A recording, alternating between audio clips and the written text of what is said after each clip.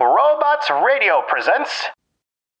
In 1965, director Robert Wise and star Julie Andrews gave the world a family singing troupe that still captures our hearts. In 2020, we finish our journey through all the offerings of a budget bourbon brand. The film is The Sound of Music. The whiskey is very Old Barton 100 proof. And we'll review them both. This is The Film and Whiskey Podcast.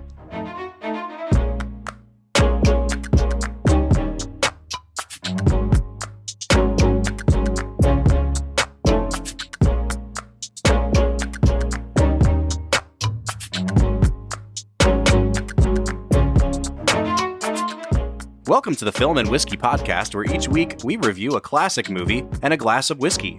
I'm Bob Book. I'm Brad G. And this week we are looking at the 1965 Best Picture winner, The Sound of Music. Brad, I'm kind of happy that we're getting back into the world of musicals again. It's been a little while since we've dipped our toe into the world of the musical. This is our second musical directed by Robert Wise after West Side Story, which we did last year. Yeah, I was going to say, this is our fourth musical overall, isn't that correct? I don't know, man. That's actually, I'm surprised that we're kind of keeping that, 2 per season average. I'm happy that we are, though. This is not a genre that people are likely to go into unless they have a real affinity for musicals, which I do. I really like watching musicals, and The Sound of Music is such a classic in that genre. Brad, I have to imagine that if you hadn't seen this movie, that you were at least familiar with some of the songs from it or the show itself. Oh, yeah. I have seen the movie probably 3 to 5 times throughout my childhood. However, it has been a very long time since I've seen it, and I was really excited to get back into it for the podcast. But you are right. Like, my wife hates musicals with every inch of her soul. Luckily, she kind of likes White Christmas, which is one of my favorite movies of all time. But even she, who despises musicals, is able to sing So Long Farewell. She is able to sing parts of 16 Going on 17. She's able to sing parts of Do Re Mi. She hates musicals. And the other day when I told her that I was watching this, she just burst out into song. And I was like, wow, like she's never even seen it and she knows the music. Yeah, and that's one of the crazy things about this movie and the show that it comes from. It's Rodgers and Hammerstein, so 2 of the most famous Broadway musical composers of all time. And it's been, 60-ish years, if not more, since this show premiered on Broadway, and it still has such a hold on American culture. Some of these songs are still so popular and so famous that you'd be really hard-pressed to find someone who is completely unaware of what's going on, at least musically, in this film. Oh, for sure. And Rodgers and Hammerstein were probably the most influential musical writers ever to live. And this was their final musical. Edelweiss, which is a super wonderful song in this film, it was the final song that Hammerstein ever wrote before he passed away. Wow. Like this is a pretty momentous part of their career, and they capped it off pretty daggone well. Well, Brad, before we get any further, talking about the show itself or the movie, I think maybe we should introduce our favorite segment, which we call Brad Explains. This is where Brad breaks down the plot of the movie that he has just seen for our audience. So for those of you out there who may not have seen The Sound of Music, this is just for you. Brad, can you break down what we just watched in the film The Sound of Music? Yeah, so The Sound of Music is about a young, she's not a nun yet. What do they call What are they called? Postulant? Postulant, yeah, I was going to say confessant. Postulant. She's a young postulant at an abbey, which, if you don't know what a postulant is, it means she's trying to become a nun. You have to go through a testing process first. And so she's in the process of becoming a nun, and she is sent to be the governess for a family of children, a very wealthy family, the Von Trapps. And so she gets out there and meets the 7 children, who are all a little bit rambunctious and wild, but very good-spirited children. And she slowly begins to teach them about how to live life. Their father is Georg von Trapp, and he is, a widower, and he runs things very militaristically. And the children just want his love and affection, but ever since his wife died, he's kind of a shell of himself. And the rest of the movie, you slowly see Maria, played by Julie Andrews, quite famously. You see her slowly pull Georg out of his shell, and they eventually fall in love and get married. And then it's also set, which I didn't mention yet, but it's set in the late 1930s. And it's right during the Anschluss, where Germany annexes the territory of Austria into Germany's country. And so the Nazis eventually try to coerce Georg into rejoining the German military. And so the second half of the film is about them trying to escape the Nazi pressures into Switzerland. Yeah, Brad, I think that's actually a pretty good breakdown of what happens in this movie. There are so many directions we can go. And I feel like with a movie like this, a movie this beloved, a movie this popular, there's probably some things that it's almost like we're required to talk about a little bit. But Brad, I kind of want to throw it to you. Where do you want to go first talking about this film? Should we talk about Robert Wise's direction and maybe how it stacked up to West Side Story? Should we talk about the actors, especially Julie Andrews? Should we talk about the songs in this movie or the plot of the movie? Where do you want to go first? Man, I really want to talk about the performances in this film, because I think that anytime you use so many children actors, you're going to get a variety of quality in them. So I'm kind of curious to hear your thoughts on all the different performances, from the top with Julie Andrews and Christopher Plummer, all the way down to, Rolf as the delivery boy. Yeah, Brad, I'm actually curious to hear what you think as well, because I think that, especially the adult actors in this movie, I think they do a pretty good job. Especially Julie Andrews. There is a reason that both of her most famous roles, Mary Poppins and Maria, are so iconic, and they came a year apart. She makes her screen debut with Mary Poppins. She wins the Oscar for that. She makes, I think, one movie in between, and then she goes off and makes The Sound of Music. And I actually prefer her in this movie. Not only is it longer and it gives her more of a showcase for her acting skills, but I think that she shows a depth of emotion in this movie that she doesn't do in Mary Poppins. I think Christopher Plummer is also quite good. His character is devoid of emotion for the first half of the movie, but when he finally makes that transition to kind of having that hard exterior cracked, that scene where he's standing in the doorway and watching his family, his children, singing the song The Sound of Music, and you start to see him tear up a little bit, I thought it was really compelling, and I thought he sold it pretty well. And where, may I ask, did they get these Play clothes. Oh, is that what you call them? I made them from the drapes that used to hang in my bedroom. Drape? They still had plenty of wear left. The children have been everywhere in them. Do you mean to tell me that my children have been roaming about Salzburg dressed up in nothing but some old drapes? Mm-hmm. And having a marvelous time. They have uniforms. Straitjackets, if you'll forgive me. I will not forgive you for that. Children cannot do all the things they're supposed to do if they have to worry about spoiling their precious clothes. Yet. Well, they wouldn't dare. They love you too much. They fear you too much. I don't wish you to discuss my children in this manner. Well, you've got to hear from someone. You're never home long enough to know them. I don't want to hear any more from you about my children. I know you don't, but you've got to. The reason that I say that the adult actors do so well is because I think I have a lot of problems with the script of this movie.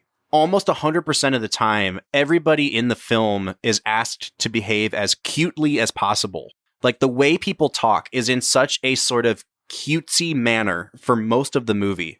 And I think the professional adult actors in the movie find a way to make it not seem so repetitious all the time. But a lot of the children actors, it kind of wore on me after a while. And I probably sound like the most cynical old person saying that, but especially by like the 2/3 mark, when Julie Andrews and Christopher Plummer have gotten married, and then they come back from their honeymoon, and Julie Andrews has this scene with the oldest daughter, Liesl, and Liesl's supposed to be 16, and she's talking to Julie Andrews like, "Oh, hello, mother. I so love calling you mother. Isn't it wonderful to be a mother?" It was grating for me after a while. And Brad, I don't know if you had the same experience, but I'd love to hear what you think about that. Yeah, it's not something that I necessarily struggled with. I think that when you have a movie like this, you very quickly realize the emotional setting that you're experiencing, if that makes sense.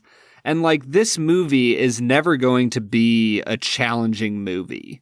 You're not going to get the children pushing back against Maria. You're like, it's very obvious that they're going to fall in love with her, and that she is going to bring them out of their shells, and that she's going to make everything okay. And I think for me, I actually really didn't mind that very much. The struggle for me with the children actors is, other than Liesl, none of them really do anything the entire movie. And I feel like the script just uses them as like set pieces that Maria and Georg, kind of traverse around. Liesel gets a little bit of character development, but other than that, you just don't get to know these children in any way, shape, or form. And that kind of bothers me. Yeah, for sure. And I think you're already kind of touching on something that I feel about this movie. I grew up with this movie and it is ingrained in me, Brad. I have such a soft spot for it. But watching it through this time for the podcast, man, it's definitely a flawed movie. And for me, I noticed it right off the bat. You get this big cinematic opening number where Julie Andrews is twirling on a hilltop and it's incredible. And then as soon as you come down off the high of that song, there's like a half hour of nothing happening. And they go to the slowest possible plot development that they can in this abbey with these nuns who ultimately we don't really care about. And they're talking crap about Maria behind her back. And what I found really interesting was that I think probably 2 of the worst 3 songs in the movie are in that first 20 minutes. And it really kind of struck me as a bold move to pump the brakes as much as they did, because I kind of had a hard time getting into the movie. Did you have any problems with the pacing of the film, Brad? You don't like, what's the name of it? What do you do with a problem like Maria? I'm not a huge fan. I mean, it's a good song. I just think that it doesn't quite have the like forward momentum that the movie needed at that point. And then Maria sings this song when she's kind of leaving the Abbey on the way to the Von Trapp's home to become their governess, called I Have Confidence. And that was actually a song that was written for the movie. It wasn't in the original Broadway play. And I kind of found myself asking, like, why? This was the best you could do? Because it's the least memorable song in the whole movie. And honestly, I couldn't really tell you much about it except for in the Broadway play, The Book of Mormon, they wrote a song specifically parodying I Have Confidence. And that's the only reason I ever even remember that song is in this movie. I just really thought that it was like 2 throwaway songs right when we needed to get invested in the plot of the movie. That's super funny. Yeah, I think that the opening of the movie, that this might sound weird, it's so 1960s. I don't know how else to put it, but I honestly feel like the 60s were such a weird decade for films, and it even bled into the 70s a little bit, where like you just get so much of this slow-paced kind of expositional dialogue that isn't super interesting. And I don't know, maybe movies from like the 40s and 50s were better because they were in black and white and I didn't expect them to be fast and interesting. But there's something about movies in the 60s, and The Sound of Music is no exception, where you get into the film and I just feel like more often than not, films like this just drag. They just kind of take a while to get going anywhere. And you struggle to know why we're spending so much time on certain scenes with certain characters, which, like you said, Bob, in the end, the nuns are in the very start of the movie. They have one teeny tiny scene in the middle, and then they're in the end of the movie when they help the Von Trapps. And that's it. And you don't really need to know much about them, but for some reason, you spend a decent amount of time with them at the start of this film. Brad, I think you made a really good observation about kind of where this movie is situated historically. It comes out in 1965. We're in the middle of a decade of really turbulent change in the United States and also really turbulent change in Hollywood. This was when the studios were finally starting to falter. 20th Century Fox, the studio that made this movie, they had gone almost bankrupt just a couple years before making the movie Cleopatra with Elizabeth Taylor. It lost so much money that this movie was kind of the film that they were hedging their bets on. They were really hoping this would become a success, would get them kind of back in the black again. But what I find really interesting about movies like this, like you said, Brad, I think the sort of epic, bloated, way too long movie reached its pinnacle in the 50s with those Cecil B. DeMille type, the 10 Commandments, or even Ben-Hur at the end of the decade. And Hollywood didn't know how to do anything else. They could sense that there was this growing movement among young people. They didn't quite know how to cater to them yet.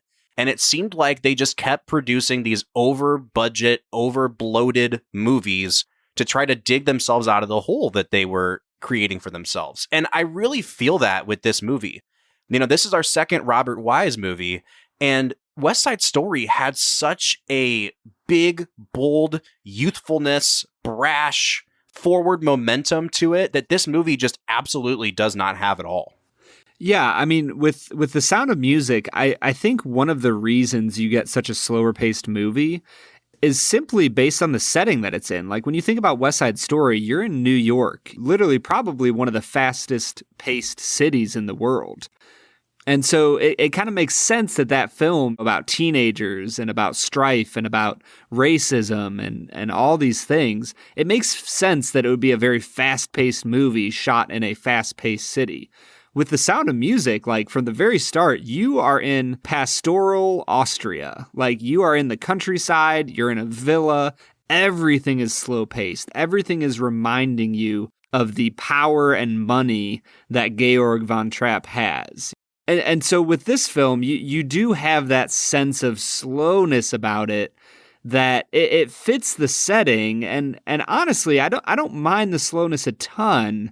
It's just, like you said, it seems symptomatic of movies at that time that they eventually move away from. Yeah, for sure. I do think some of it has to do with the source material. And I've kind of already hinted that I think that there's some problems with the script of this movie, which goes back to the book of the Broadway play. You look at West Side Story, the lyrics for that show were written by Stephen Sondheim, who has gone on to become, one of the most famous lyricists ever. He was 25 when he wrote that show. And I think that sort of vigor and youthfulness really got injected into that show.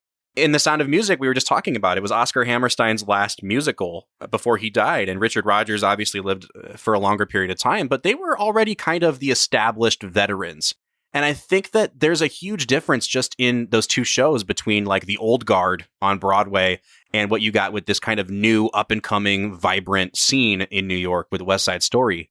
We can't really speak to that. This is not a Broadway podcast. But Brad, I'm wondering, though, like, separating out the filmmaking, like Robert Wise's decisions as a director, the camera setups, the pacing of the movie, things like that.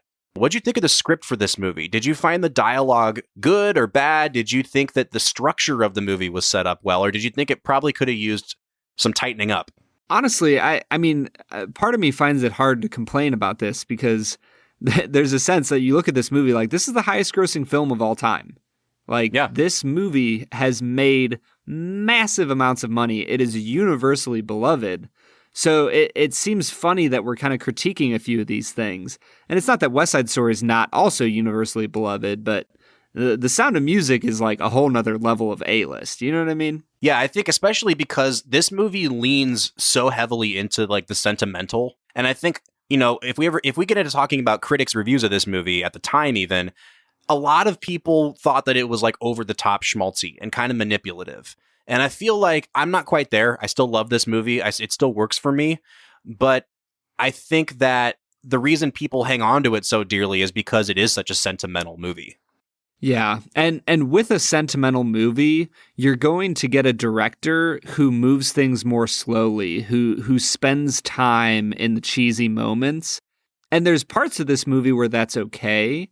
But overall, I think that this movie, it just kind of drags on after a while. This is another one of those films that it feels like whenever we watch a movie that's more than 2 hours and 20 minutes, you and I usually come out to the conclusion that, man, they probably could have trimmed 5 to 15 to even 20, 25 minutes off of this film.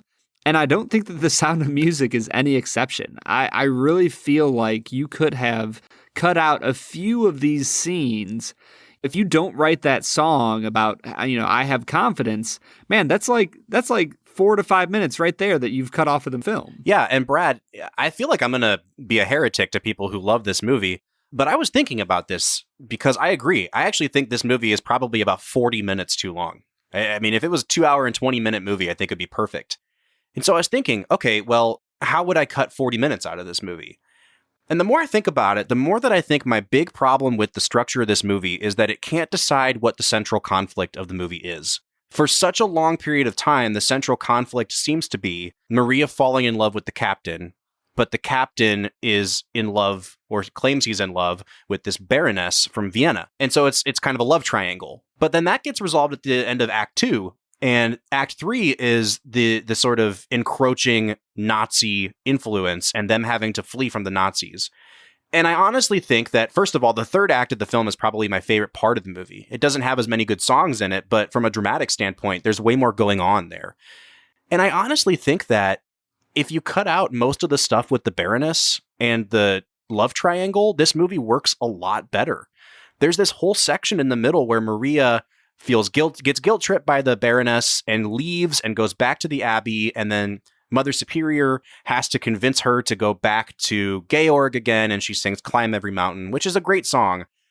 But just from a strict plot standpoint, if you cut all of that out, if you cut out the whole Baroness subplot and just made it a movie about her slowly falling in love with the captain without this sort of shoehorned in conflict with the Baroness, and made the Nazi presence more of the tension in the movie, more of the conflict, I think this movie works a lot better.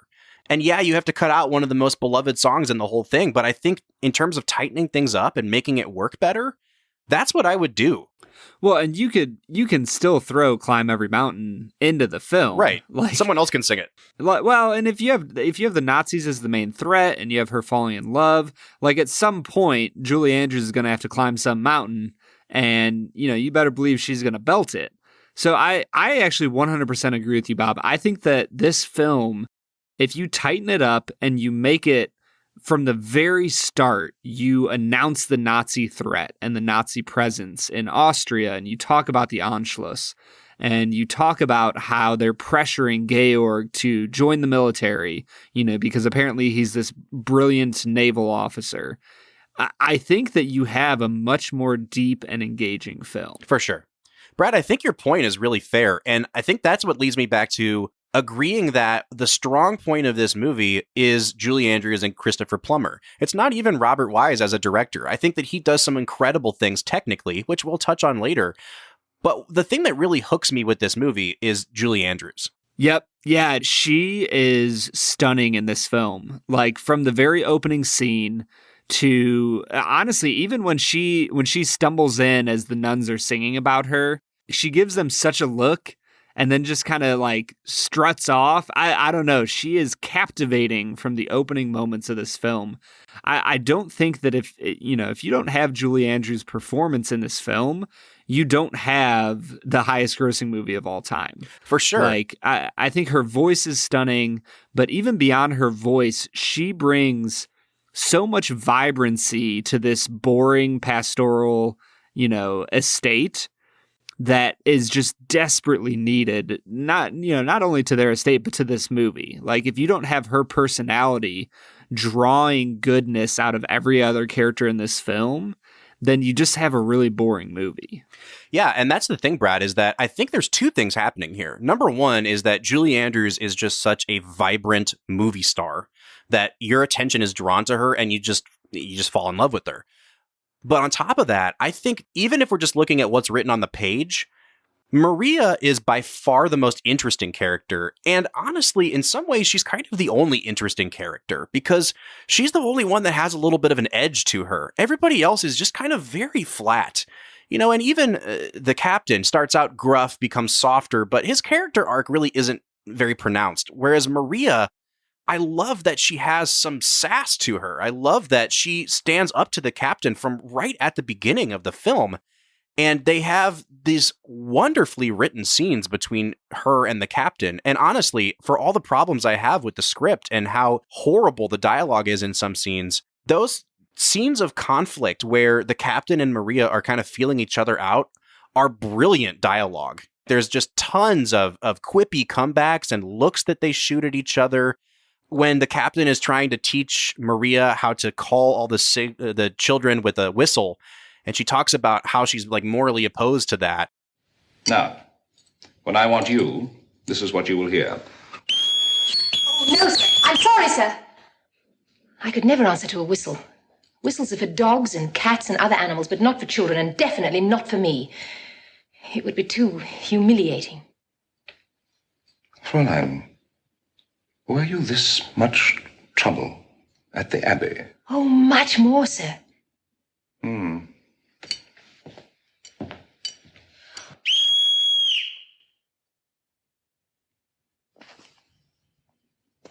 Excuse me, sir, I don't know your signal.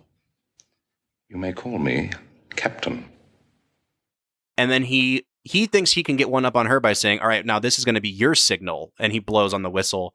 And then he walks away and she just shoots right back at him. Excuse me, sir. I don't know what your signal is.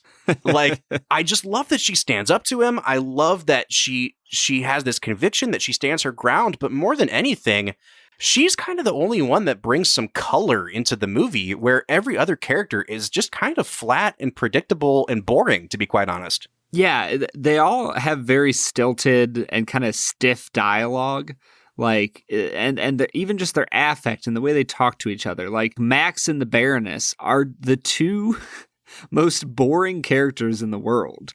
Well, the thing that bothered me about Uncle Max, they call him in this movie, is that he is so obviously ripping off the Claude Rains character in Casablanca. It's like the exact same sort of like, I'm the sidekick who says quippy things and is sarcastic and cynical and I roll my eyes a lot. And it's like, first of all, if you wanted Claude Rains, just, call the man up. I don't know if he was still alive, but but it just seems like that character is a character I've seen 100 times before. And it was almost like they were trying to find a character to add some color to things, and that didn't work for me. Right.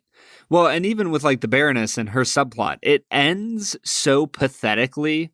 Like, when they break things off, they just go from, we're about to get married, to, well, I suppose we don't love each other.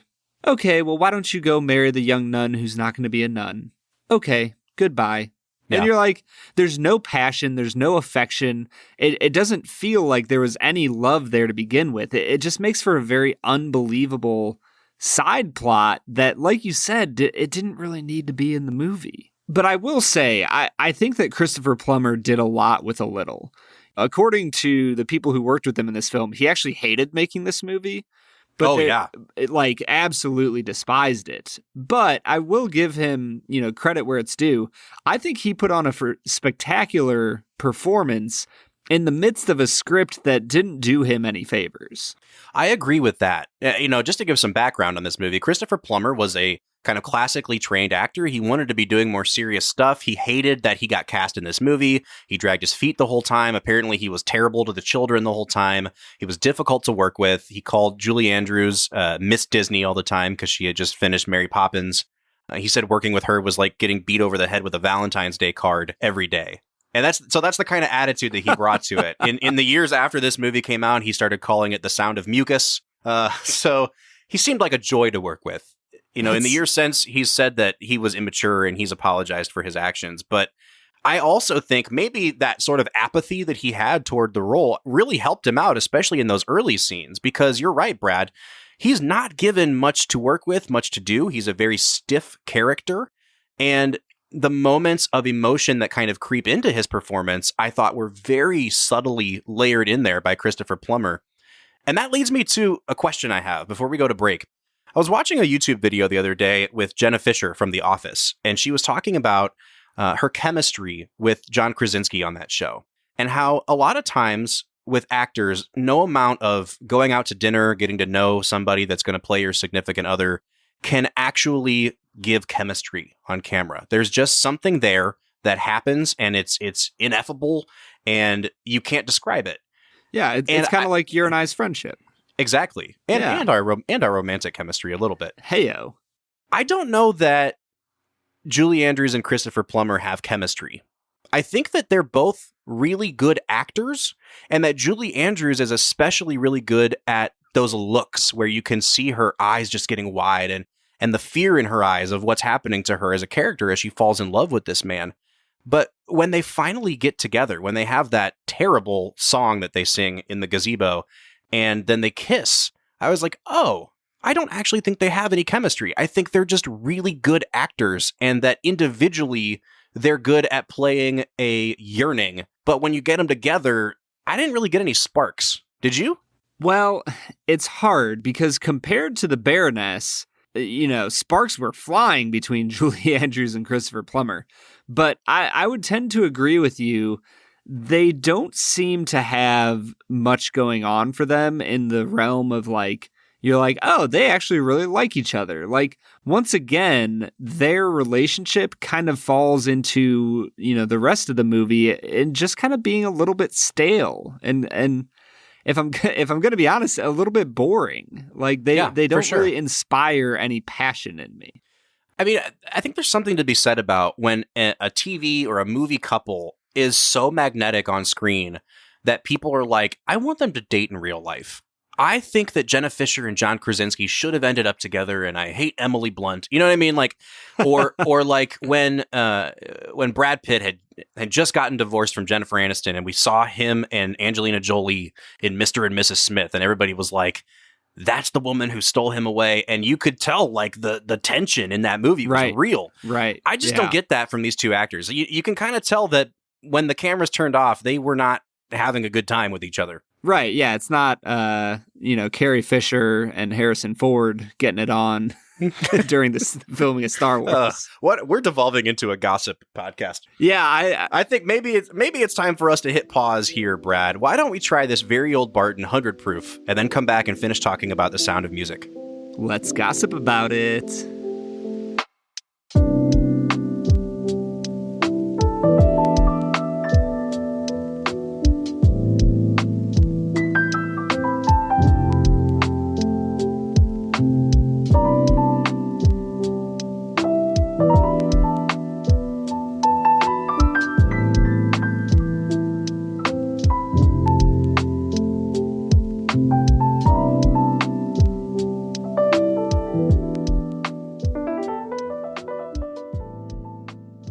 All right, so today we are checking out Very Old Barton 100 proof. Brad, we have finally completed our journey through the Very Old Barton line. We started last season with the 80 proof, and then over the last few weeks, we did the 86, the 90, and now the bottled and bond version, the 100 proof. I'm really excited to try this because a lot of people think this is the crown jewel of the line. I think Very Old Barton is pretty good for a bottom shelf brand. Yeah, I'm right there with you, Bob. I've actually been slowly pushing my way through the Very Old Barton 90, and I'm not going to lie, it's grown on me. It's a really good, easy sipper. I'm a big fan. So there's not much else to say that hasn't been said. This is a budget bourbon. This is under $15 for our Springtime of Swill. We seem to have really both enjoyed the 86 and the 90 proof, so I can only imagine that this is going to be a little bit better. I do notice that it seems a little bit deeper in color. The thing that worries me a little bit, Brad, as we start to get into the nose here, is that sometimes I think bottled and bond or 100 proof whiskeys hit this weird sort of middle spot for me, where I like lower proof whiskeys, I like barrel proof whiskeys. Sometimes I find that like 100 to 108 proof can be harsher somehow than whiskeys that even have a higher proof. And I worry that because this is kind of a budget bourbon, we might end up getting something that's a little bit harsher than we want.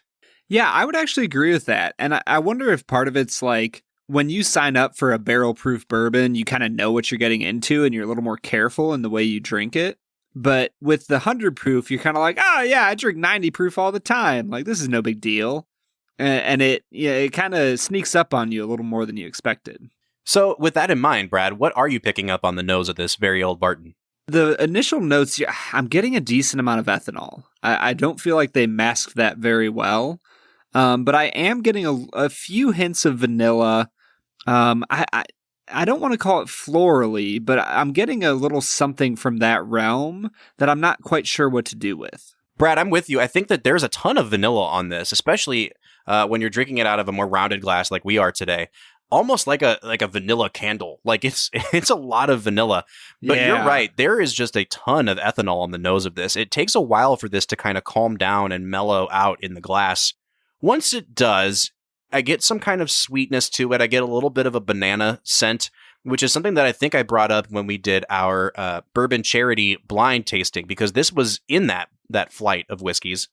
I do get quite a bit of char, and then a little bit of that kind of classic bourbon-y caramel smell as well. But overall, Brad, I think the two dominant notes here are ethanol and vanilla, and it's just really not a really distinct whiskey. I like it. It's solid, but it's not any better than anything else that we would normally try on the podcast. I'm going to give it a 6 on the nose.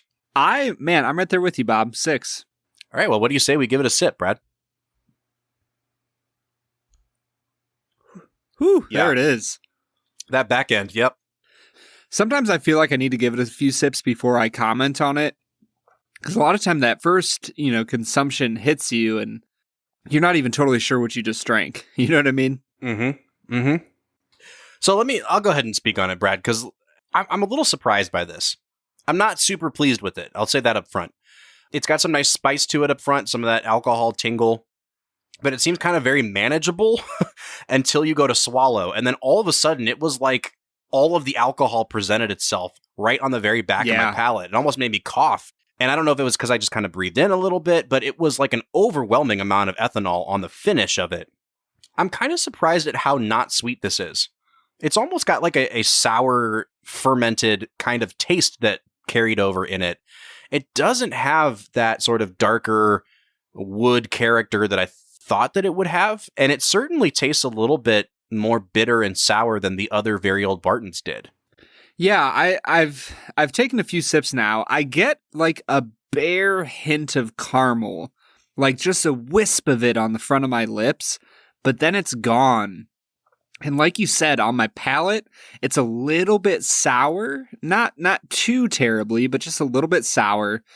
And honestly, the lasting thing that sits with me is just the alcohol burn. I don't have much flavor. This honestly is a little bit thin for what I would expect a 100 proof whiskey to be. For sure.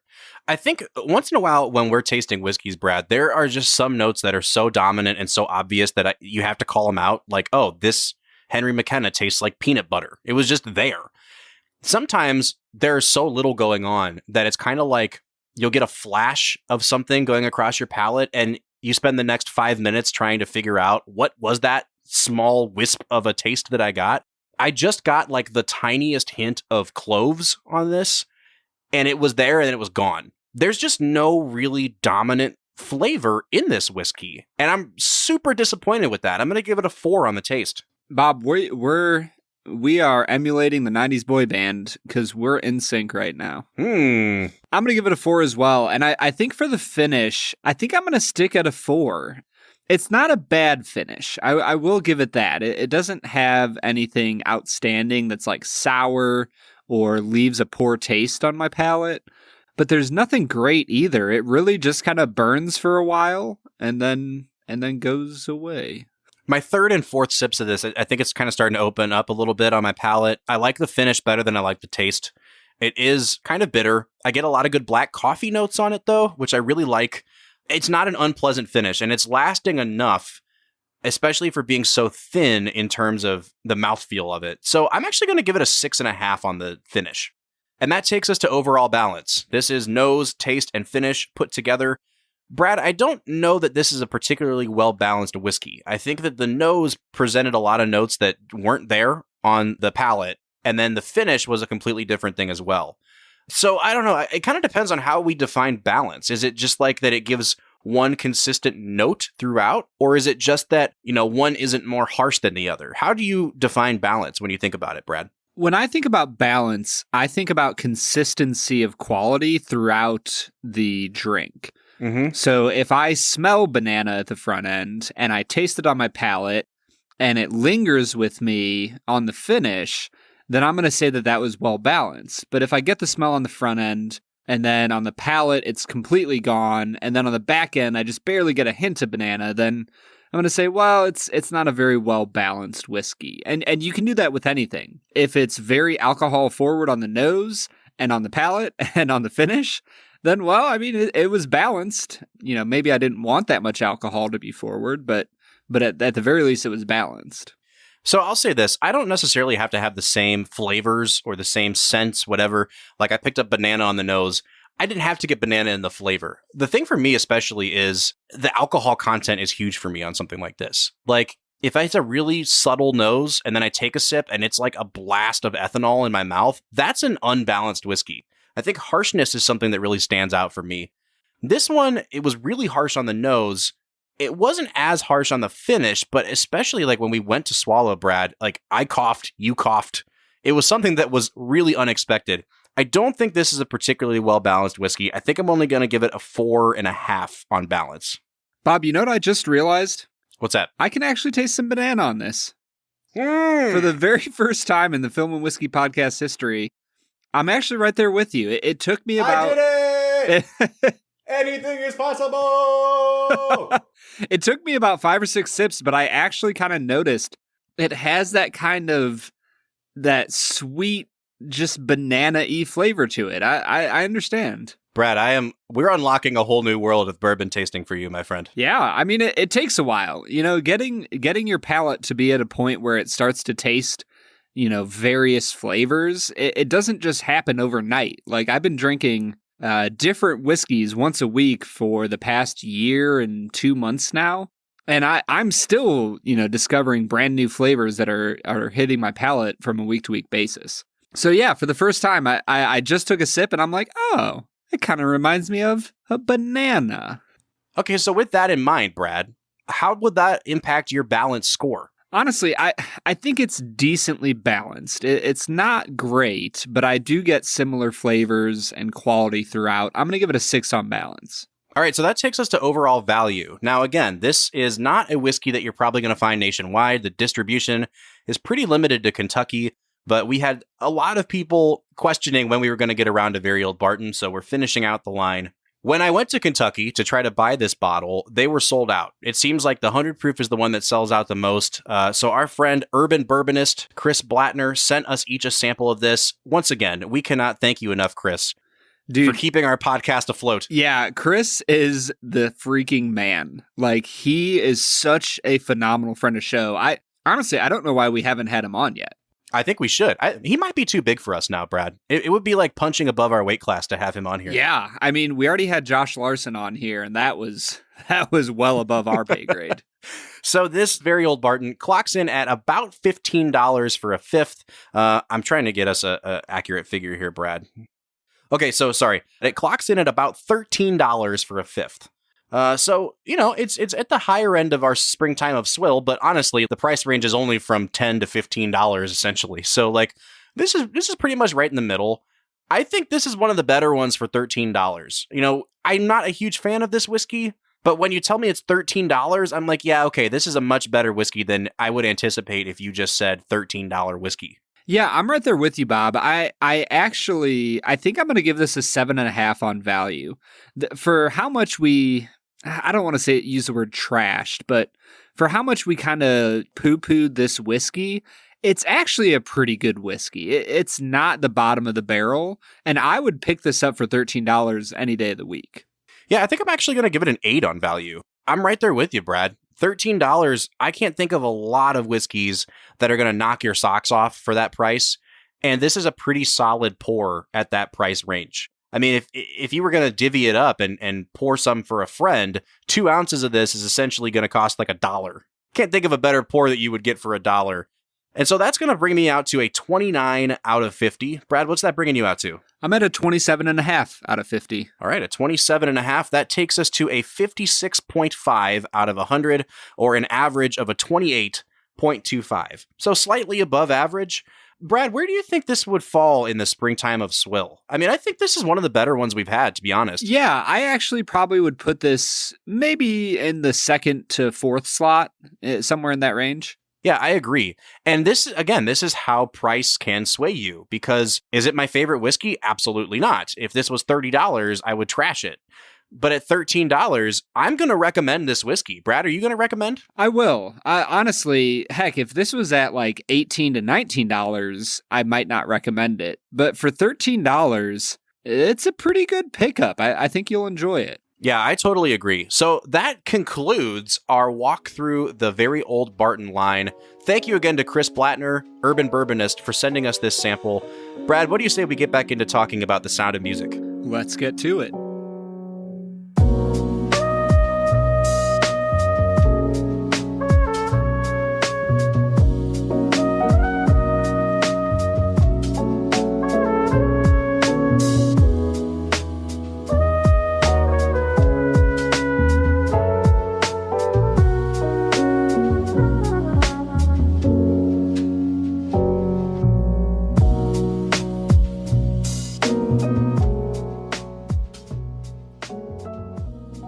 All right, so that was Very Old Barton 100 proof. Brad, I gotta be honest, the more I drink this, the more I sip on it, I like it more. I feel like I may have been a little harsh in my initial reactions to it. I do like this whiskey. Yeah, it's better at the like you said, at the end when all is said and done. It was a good whiskey. Well, Brad, we're going to be talking about a movie that everyone seems to agree is a really good movie. And as we get back into talking about it, I do want to touch on Robert Wise a little bit. Now, this is a guy who I don't think gets enough credit as a director. He started out in Hollywood as an editor. He was the editor for Citizen Kane, a small movie that you may have heard of. He started directing his own films in the 50s and 60s. He made the original The Day the Earth Stood Still. He's famous for a few horror movies that he made, and then he's also, an Oscar-winning director for The Sound of Music and for West Side Story. I will say, on West Side Story, he was listed as a co-director with this guy, Jerome Robbins, who came over from Broadway as a choreographer. And they've never really said what happened on the set of that movie, but apparently the rumor is that Robert Wise kind of got fired halfway through making that movie and that Jerome Robbins was responsible for a lot of what we see on screen. And so I went into watching this movie kind of remembering the vibe, the camera movements, the shot compositions that I was used to in West Side Story. And I was trying to see okay, can I see any similarities? Can I see any sort of, director's trademarks? And I think Robert Wise is really good at shots where the camera is completely stationary and the characters kind of wander into it, especially when they do big rooms or big cavernous spaces. Yeah. And you see the characters come in very small. There's this really great shot when Julie Andrews first gets to the captain's home and she goes into the dance hall. And it's a shot of just the wall and everything's gilded and gold. And she walks in and I'm like, oh, that shot was perfect. But there was a lot of that in West Side Story. I'm remembering the Maria number when Tony's walking down the street and they have these big sort of pastoral shots that the character just kind of wanders into. I do think, if I'm just comparing the two, that Jerome Robbins is probably responsible for the sort of kinetic energy of West Side Story. I don't think that there's a lot of movement going on in this movie. And even when the children kind of dance, it's this cute little sing-songy dance. There's not a lot of vibrant energy to this movie. I noticed it a lot in the climb every mountain scene. Apparently the Mother Superior wasn't able to lip sync her part very well, so they kind of put her in the dark. But what I hate about that is that song is the biggest, beltiest song in the whole movie. If it was Cats, this would be Memory. You know what I mean? Right. It's the one that people remember.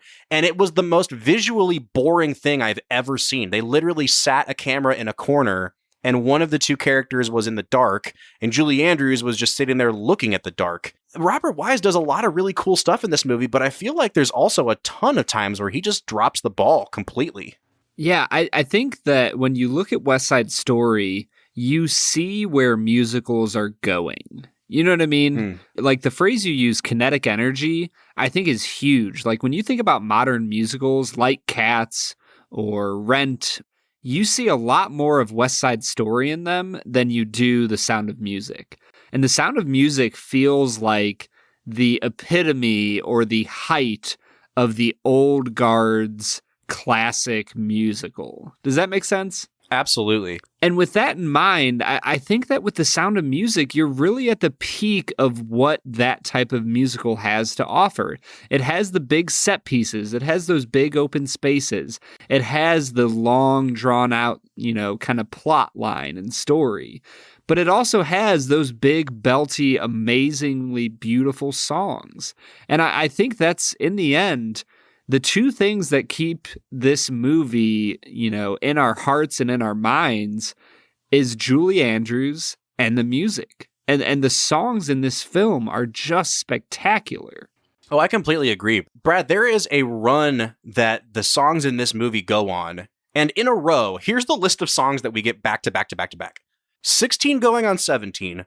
My Favorite Things, Do Re Mi, Edelweiss, So Long Farewell, Climb Every Mountain.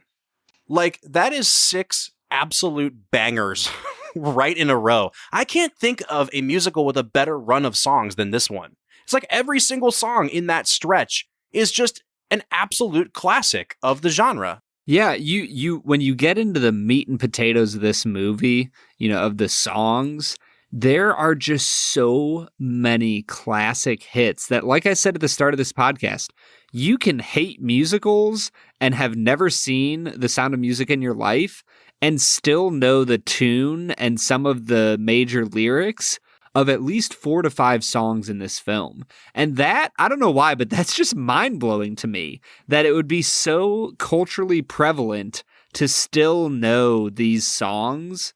That just blows my mind. Okay, Brad, so here it's time for me to be my nitpicky self, because I totally agree, and I totally love all of those songs. But the crazy thing is that, like, if you asked me to name my favorite part of the movie, I don't know that the part with all those songs in it would be my favorite. Like, it's the part that I remember, it's the part that I watch YouTube clips of, but I think the only reason this movie really works is because we have these incredible songs to distract us from the fact that there's really no plot for 2 hours. And the plot really doesn't come in until the very end of the movie. So I don't know if you agree with that or not, Brad, but it's kind of like, I almost feel like I have to make a trade-off when I'm thinking about this movie, because those songs are incredible and they're like a really great diversion for me. And they're so enjoyable. They're so well shot. They're so well edited. They're so well sung. But at the same time, they're like smack dab in the middle of this part of the musical where nothing's really happening. Yeah, I mean, honestly, I think it's one of those things where you realize that the things that stick in people's mind aren't always the parts that usually make up a good movie. You know, sometimes there's certain things about a film that stand out to people that just, it doesn't matter what else the movie does, they're going to love it, and they're going to make it the highest grossing film of all time. And I think that you see that in this film. There isn't a ton of story going on, but in the end, this is a film that people love. And Bob, I'm right there with you. The music in this movie distracts from the fact that there's probably about an hour's worth of movie stretched out over 3 hours, like as far as the plot goes. And so the movie should be 2 to 2 hours and 20 minutes, and that's it. There's a lot of fat on this movie. But if you're okay with me getting into final scores, I think that this movie is about an 8 out of 10. There's a lot of spectacular things about this film, but there's also a lot of valleys where there's a lot of stuff that nothing is going on, nothing's happening, and some of the acting is a little suspect, and you just kind of got to call it what it is, but it still is a spectacular movie. Yeah, I completely agree, Brad. And this is one of those things where halfway through the movie, I was like, I took a note that just said, I loved this movie before. What happened? And I think honestly what it is that this is one of those movies that as years go by and, you know, as adults, we don't watch these movies all the time anymore. We remember the sentimental parts that hooked us as children really fondly. It's kind of the same thing with The Wizard of Oz. Like, if you were going to go on YouTube and look up a Wizard of Oz clip, you want to watch Over the Rainbow. You want to watch If I Only Had a Brain. And it's the same thing with this movie. If you just showed me the 5-minute clip of Do Re Mi, like, I'm in heaven. It's so catchy. It's so good. It's so cute. It's incredible. But then you forget about the fact that in between each of those songs, there's like 20 minutes of just a complete lull in the movie. It really does seem to grind to a halt, I think, at multiple points of the film. And I guess I just got used to the good parts. So I was thinking going into this, it's going to be a 9.5 or a 10. But Brad, I am right there with you. It's an 8 out of 10 for me. I think everything in this movie is a little too cute at times. I think that a lot of the characters don't behave like real people. And for me, at least, that sort of over-the-top cutesiness got a little bit grating for a while. We already talked about how if this movie was 40 minutes shorter, I think it would be a perfect film. It'd be a 10 out of 10. The music would complement the story instead of seeming to just stretch everything out a little bit longer. So, Brad, for one of the very few times this season, it seems like we're going to give a movie the exact same score.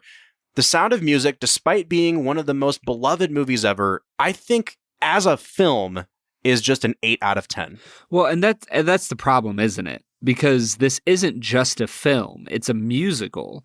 And so I think some people, you know, they remember what you said. They remember those musical numbers. And that's fine. And I'm sure that this as a musical on Broadway might be a 10 out of 10 musical. But as a movie, here on the Film and Whiskey podcast, it is just an 8 out of 10. And I think that's okay. But honestly, we want to know what you have to think. So if you have something to say about this, and if you feel like we're incredibly off base with our analysis of this film, let us know. You can find us on Instagram, Twitter, Facebook, @Film Whiskey. Or you could give us a call. Call in and leave an opinion on this movie. You can find us at 216-800-5923. Once again, that number is 216-800-5923. Next week, we will be back for Memorial Day, honoring America's fallen as we watch the 1998 Steven Spielberg classic, Saving Private Ryan. For the Film and Whiskey Podcast, I'm Bob Book. I'm Brad G. And we'll see you next time.